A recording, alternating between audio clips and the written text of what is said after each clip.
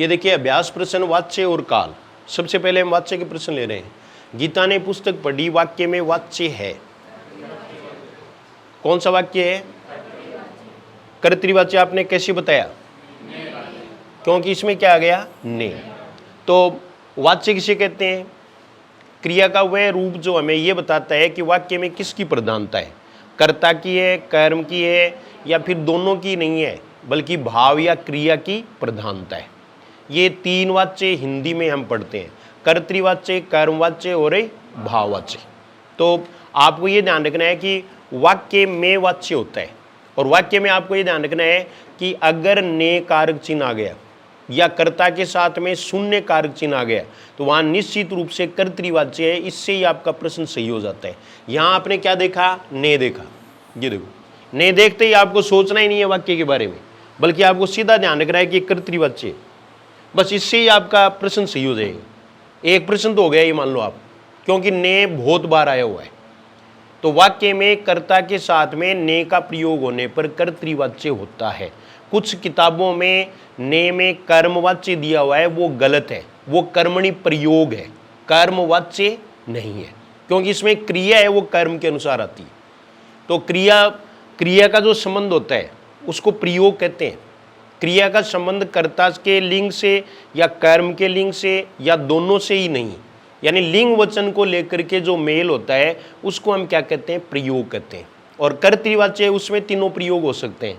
तो ये प्रयोग वाला टॉपिक है। तो प्रयोग की अलग बात है, ये वाच्य की बात कर रहे हैं हम। दूसरा प्रश्न देखो, सीता से कविता पढ़ी जाती है में प्रयुक्त वाच्य है, ये बताओ। सीता से कविता पढ़ी जाती है में प्रयुक्त वाच्य, कर्तृवाच्य, कर्मवाच्य, भाववाच्य, कोई नहीं। एक तो आपको यह ध्यान रखना है कि वाक्य में वाच्य जरूर होता है हिंदी में, ये ध्यान में रखना आप। हाँ, तो इसमें कौन सा होगा? कर्मवाच्य। क्यों होगा? क्योंकि ये क्या है आपको पता चल जाएगा।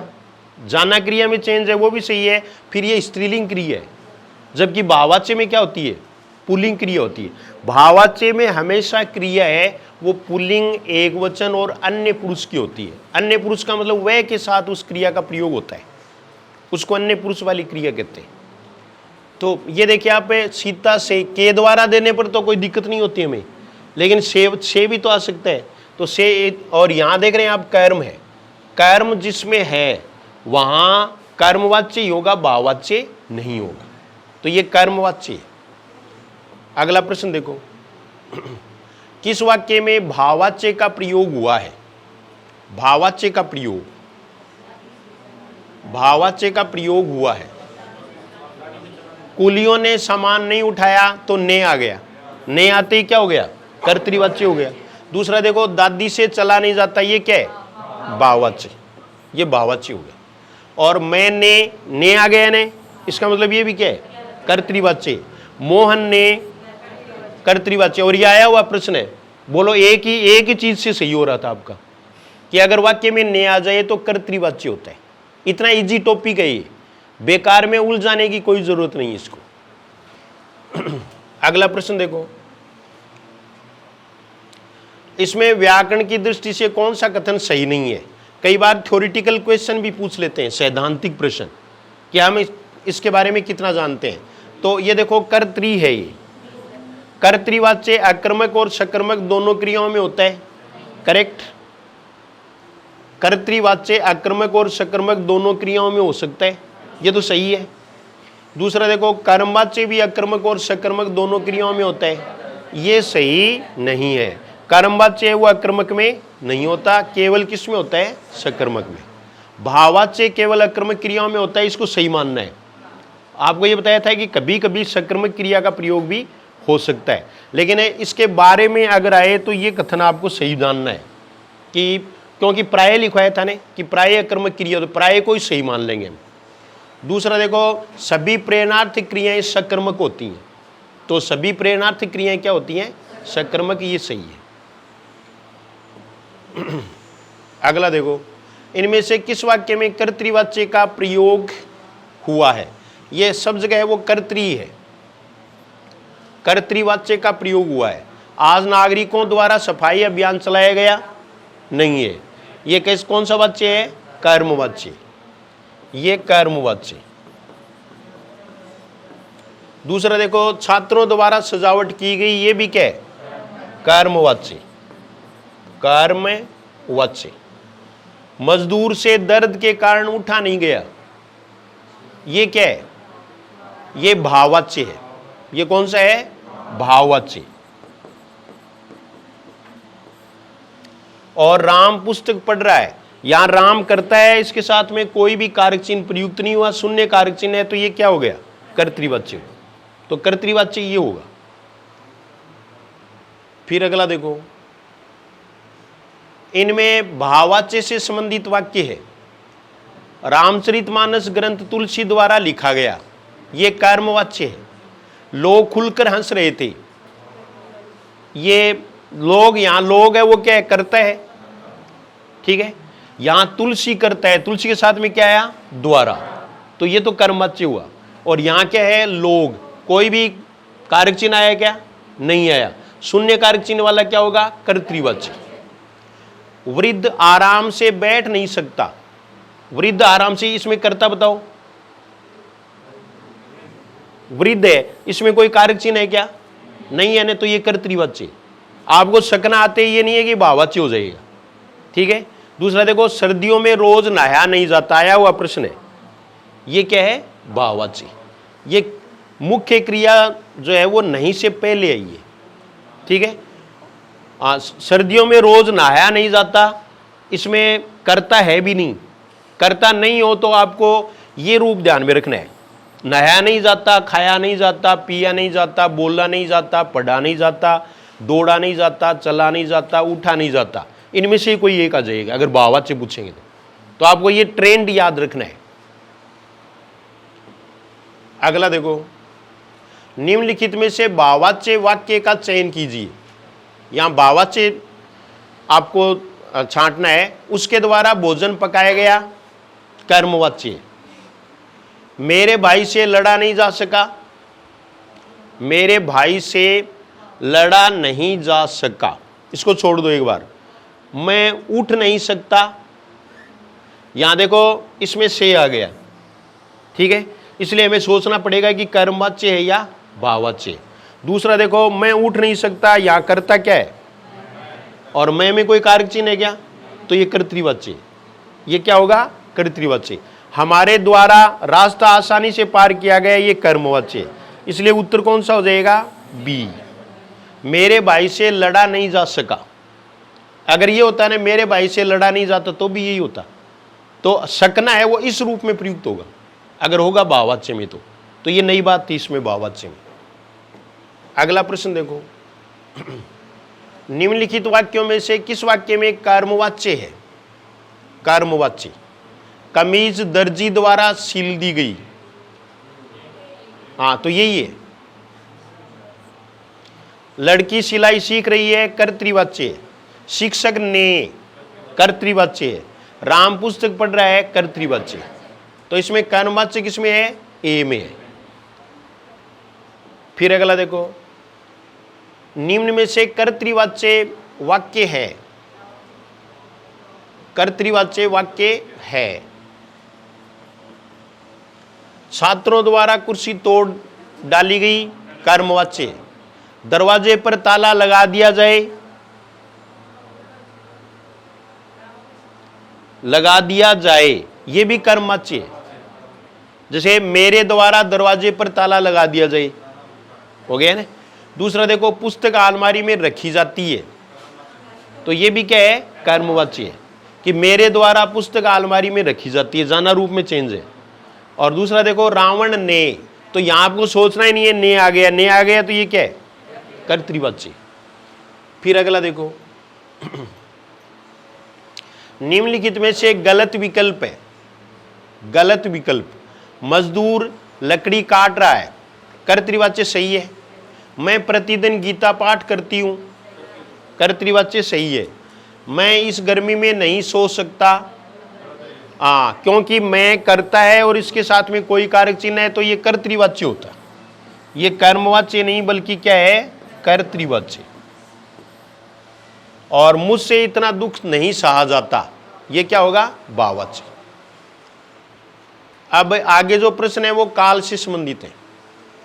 ये देखिए आप, क्रिया के उस रूपांतरण को जिससे क्रिया के व्यापार का समय तथा उसकी पूर्ण अथवा अपूर्ण अवस्था का बोध होता हो को कहते हैं। ये प्रश्न पूछा हुआ है, ऐसा प्रश्न भी कई बार आ सकता है। तो ये क्या है, काल कहलाता है। इसको क्या कहते हैं, काल कहते हैं। ये बात वही है जो सामान्य रूप से हम लेते हैं, थोड़ा सा शब्दों का हेरफेर है। तो शब्दों का हेरफेर होने से प्रश्न है वो थोड़ा सा यानी कन्फ्यूजिंग हो जाता है। तो आपको यहाँ ये ध्यान रखना है। अगला प्रश्न देखो, किस वाक्य में हेतु हेतु मद भूतकाल का प्रयोग हुआ है। हेतु हेतु मद भूतकाल, अब तक बस जा चुकी होगी, कौन सा काल है, ये कौन सा है, संदिग्ध भूतकाल। उसने खाना खाया और चल पड़ा, सामान्य भूतकाल। सावधानी बरतते तो दुर्घटना ना होती, ये क्या है, हेतु हेतु मद भूतकाल। ये उत्तर हो जाएगा, क्योंकि ये कंडीशनल सेंटेंस है, शर्त वाला वाक्य। यदि सावधानी बरतते तो दुर्घटना ना होती। गुरुजी आएंगे तो अध्यापन होगा, ये हेतु हेतु मद भविष्यत काल है। ये क्या होगा, हेतु हेतु मद भविष्यत काल। फिर अगला देखो, उसने लड़ाई की, वाक्य में काल का भेद है। उसने लड़ाई की, सामान्य भूतकाल, कौन सा होगा, सामान्य भूतकाल। ये देखो ई आ गया अंत में, की, किया, गया, आया, ये सामान्य भूतकाल में होंगे। किस वाक्य में आसन्न भूतकाल का प्रयोग हुआ है। यह आसन्न भूतकाल है वो अंग्रेजी में प्रेजेंट परफेक्ट टेंस होता है। तो इसमें देखिए, बच्चे पढ़ रहे होंगे, ये क्या है, संदिग्ध वर्तमान काल। दूसरा देखो, राम विद्यालय जा चुका है, ये क्या हुआ, आसन्न भूतकाल, जो प्रेजेंट परफेक्ट टेंस है। या जैसे राम विद्यालय चला गया है, तब भी क्या हो जाएगा, आसन्न भूतकाल। संभव है वह भी आए, संभाव्य भविष्यत काल। और पिताजी बाजार चले गए, ये क्या होगा, सामान्य भूतकाल। अगर ये वाक्य होता पिताजी बाजार चले गए थे, तब क्या हो जाता, पूर्ण भूतकाल। ये दोनों में अंतर ध्यान में रखना है। राम घर पहुंच चुका था में काल है। इसमें बच्चे पढ़ रहे होंगे, ये विकल्प गलत है, या कोई दूसरा विकल्प लेंगे। तो इसमें देखो, राम घर पहुंच चुका था, ये क्या है, पूर्ण भूतकाल है। ये अपूर्ण भूत है, वो रहा था, रही थी वाला होगा। और संदिग्ध भूत आपको बताया हुआ है कि उसने काम कर लिया होगा या फिर वह काम कर चुका होगा, तब क्या हो जाएगा, संदिग्ध भूतकाल हो जाएगा। और बच्चे पढ़ रहे होंगे, ये कौन सा है, संदिग्ध वर्तमान काल। संदिग्ध वर्तमान, हो सकता है आज वर्षा हो, वाक्य में काल है, कौन सा होगा, संभाव्य भविष्यत काल। संभाव्य भविष्यत काल, भविष्य और भविष्य दोनों ही प्रयुक्त होते हैं। अपूर्ण भूत का उदाहरण है, जब भी अपूर्ण आए तो अपूर्ण को इंग्लिश में कंटिन्यूस ध्यान में रखना है। हिंदी में रहा, रही, रहे, ये वाक्य में जरूर आएंगे अगर अपूर्ण आएगा तो पत्र मिल गया था, ये पूर्ण भूतकाल है। बालक सो रहा था, ये अपूर्ण भूतकाल है, यानी पास्ट कंटिन्यूस टेंस। और वर्षा हुई होगी, ये क्या है, संदिग्ध भूतकाल। और वर्षा हुई थी, ये पूर्ण भूतकाल।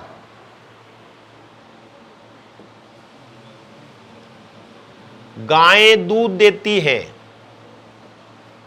गायें दूध देती है।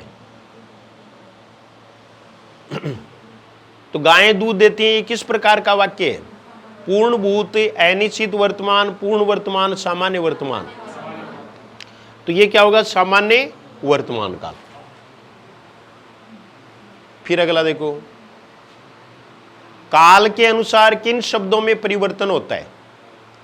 सर्वनाम में, क्रिया विशेषण में, क्रिया में। तो काल के अनुसार किस में होता है? क्रिया में। कई बार बहुत सामान्य प्रश्न है वो भी कर लिए जाते हैं, तो ये आपको ध्यान रखना है, क्योंकि काल का संबंध किससे है? क्रिया से ही है। क्रिया के भिन्न भिन्न रूप हैं, वही काल कहलाते हैं। अंतिम प्रश्न देख लो, कौन सा वाक्य पूर्ण भूतकाल का द्योतक है? इसमें उत्तर बताओ। अब ये लास्ट प्रश्न है। मैंने अपना काम किया, मैं अपना काम कर रहा था, मैं आपके आने पर अपने काम में लग गया, मैंने अपना पाठ पढ़ लिया था। कौन सा उत्तर सही होगा? हाँ, तो मैंने अपना पाठ पढ़ लिया था, ये पूर्ण भूतकाल है। मैंने अपना पाठ पढ़ लिया था, ये पूर्ण भूतकाल है। मैंने अपना काम किया, सामान्य भूतकाल है। मैं अपना काम कर रहा था, ये कौन सा काल है? अपूर्ण भूतकाल है। मैं आपके आने पर अपने काम में लग गया, ये क्या है? ये भी सामान्य भूतकाल है। अगर ये होता मैं अपने काम में लग गया था, तब क्या हो जाता? पूर्ण भूतकाल। तो ये काल और वाच्य के प्रश्न थे।